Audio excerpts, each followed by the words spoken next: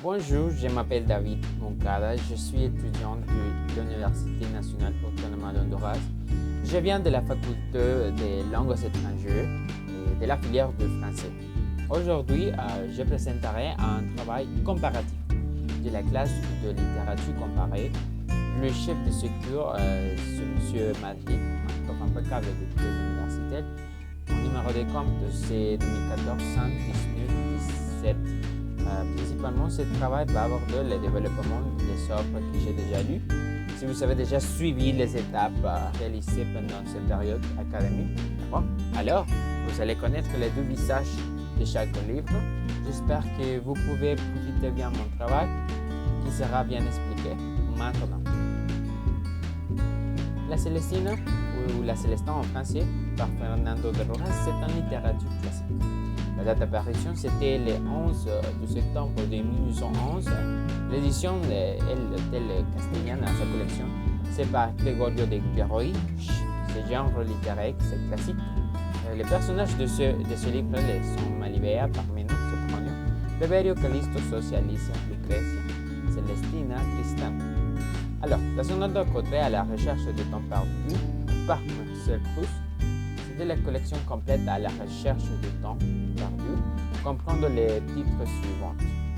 Du côté de chez Swann, à l'ombre de jaune, fil en fleurs.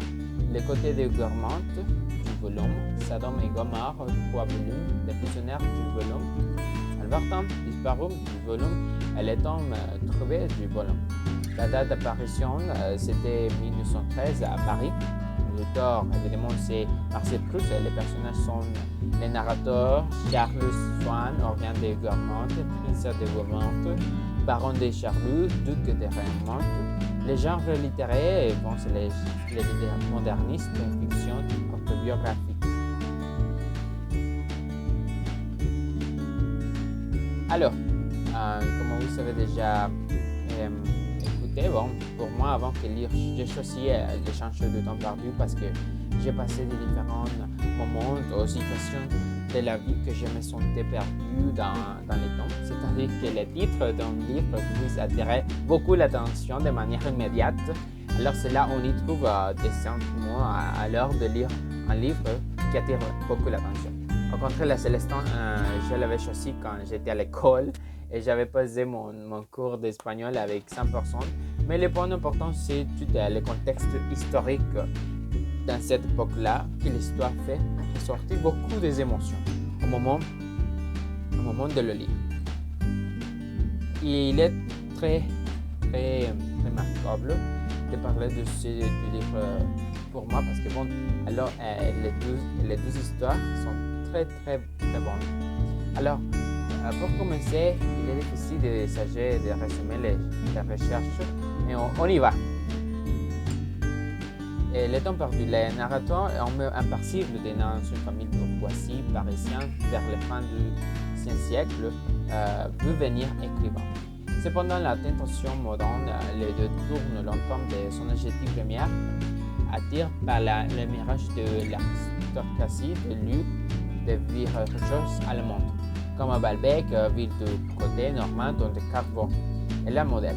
Il grandit en même temps qu'il découvre le monde de l'amour, l'existence, l'homosexualité, la maladie et la guerre et la concurrence du monde, lui feront prendre conscience de l'extrême vanité de la tentation moderne et de son aptitude à devenir finalement écrivain par des temps perdus. La démarche de Proust est paradoxale. Dans la recherche sur l'étude de sa vie personnelle, dans ses moindres détails, dans un milieu très spécifique, la haute bourgeoisie et l'aristocratie française du début du XXe siècle, il a accédé à l'universel. La philosophie, l'athéisme de l'œuvre de Proust ne put cependant être extrait complètement de leur époque. La philosophie des personnes, c'est une des caractéristiques de ce livre, l'impressionnisme, la musique de Debussy. Son style reste très particulier, ses phrases très longues. Si elle rappelle le style du duc de Saint-Simon, l'une des auteurs qu'il cite les plus souvent, nécessitait un souffle particulier pour rejoindre le point final. Ses contemporains témoignent que c'était un peu les langues parlées de l'auteur qui était pourtant thématique. Ce style particulier traduit une volonté de saisir la réalité dans toutes ses dimensions, dans toutes ses perspectives possibles, dans toute la facette du prisme des différentes intervenantes. En rejoint les préoccupations des impressionnistes. La réalité n'a de son qu'au travers la perception réelle ou imaginaire qu'on a le sujet. Le prisme n'est pas uniquement celui de différents auteurs, mais il est également celui de l'auteur qui se trouve dans différents angles de vue avec les temps qui passent, le point de vue du moment présent, les points de vue du moment passé, les points de vue du moment passé tel qu'il revit au présent. L'œuvre ne se limite pas à cette dimension psychologique et introspective, mais l'analyse aussi d'une manière souvent un peu variable la société de son temps, opposition entre les sphères aristocratiques des remontes et la bourgeoisie parvenue de Verdun, auquel il faut ajouter le monde des domestiques représentés par François. Au fil des volumes, l'œuvre reflète l'histoire de son temps, depuis les controverses de l'affaire Dreyfus jusqu'à la guerre de 1914 à 1918. C'est ça complètement un petit résumé de la recherche de ton perdu. Présentera un bon moment de ton résumé de chaque livre, petit extrait, mais quand un passé ancien rien n'est subsiste après la mort. Des êtres après la destruction des choses seuls, plus frêles, mais plus vivaces, plus amarrantes, plus pertinentes, plus fidèles. L'ordre de les savoir résiste encore longtemps comme des âmes et de se rappeler à s'étendre à espérer sur la ruine de toutes. L'édifice immense du souvenir où le narrateur commence à rendre compte de tous les souvenirs de sa vie. C'est un petit extrait de la recherche du temps perdu. À la fin, on a entendu que la recherche du temps perdu, c'est un livre très intéressant parce qu'il raconte la vie de quelque chose de chez Swann et le narrateur commence à raconter beaucoup de choses qu'à la fin, ce sont beaucoup de sentiments à faire sortir. Alors, le petit extrait suivant, c'est de la Célestina. On va le développer. Callisto, on va le faire en espagnol parce que c'est très important de le faire. Callisto comienza, en esto veo Malivea, la grandeza de Dios. Malivea. ¿En qué Callisto? Callisto, en dar poder a natura que te dan perfecta hermosura de dotarse y hacer a mí y mérito tanta merced de verte alcanzarse y en tan conveniente lugar en que mi secreto dolor manifestarte pudiese. Por cierto, los gloriosos santos que se deleitan en la visión divina no gozan más que yo ahora completamente. Malivea, ¿por qué tan primo tienes este Callisto? Callisto, tengo. Por tanto, en verdad que si Dios me diese en el cielo la silla sobre sus santos, no lo tendría por tanta felicidad. Malivea, pues aún más igual galardón te daré yo, si perseveras. Callisto, oh, bienaventuradas orejas, más indignamente tan gran palabra habéis oído. Malivea, más desaventuradas de que me acabas de oír, porque la paga será tan fiera cual mereces tú, loco atrevimiento y el intento de tus palabras que han sido como el ingenio de tal hombre como tú. Vete, ahí torpe. En ese entonces Calista capta la voluntad de Malivea. La Celestina comienza hablando de los males de la vejez con el fin de la conveniencia de que se debe amar mientras sea joven. La perversa vieja Celestina es hábil para el arte de mañar las voluntades ajenas. Cuando comienza a hablarle de Calisto, Malivea se irrita. Celestina la placa diciéndole que el joven solo quiere que rece por él y el cordón de su vestido. La muchacha le permite seguir hablando y ella continúa con su malvada persuasión. Este fragmento es una obra maestra en todos los sentidos y en aquella época también. Ahora bien, dicha c'est déjà fini les petits extraits sur les 2 livres que j'ai fait. C'est très important de le remarquer parce que je l'ai fait en espagnol parce que les livres c'était en espagnol et nous faisons la comparaison entre les 2 livres, à la recherche de temps perdu et la Célestina. On fait la comparaison parce que la Célestina a été écrite dans un espagnol très ancien. Au contraire de la recherche de temps perdu, c'était très proche, 1915, donc c'est très proche. Alors c'est très intéressant tout ce type de choses de regarder.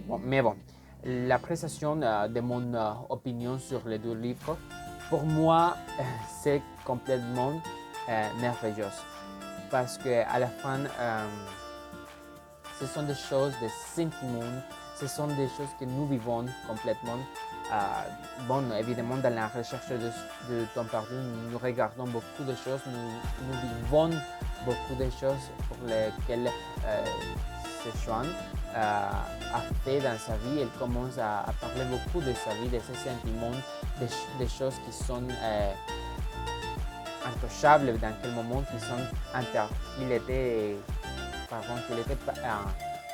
il était très interdit de le parler, de tels comme l'homosexualité. Alors, dans cette époque-là, était très difficile de le comparer. Dans les moments que nous vivons maintenant, c'est très différent. Le monde a changé beaucoup. C'est très intéressant. Alors, sur la Celestina, par Fernando de Rojas, ça m'a attiré beaucoup l'attention parce que l'histoire se déroule complètement de différentes choses, de différentes situations. À la fin, il existe beaucoup de choses dans lesquelles les personnages commencent à parler de Dieu principalement. La Célestina, c'était une femme très minutieuse, très, comment on peut le dire, je crois que dans le livre, elle croit en Dieu, mais elle fait des choses qui sont très mauvaises par Dieu. À la fin, et elle ne respecte pas Dieu.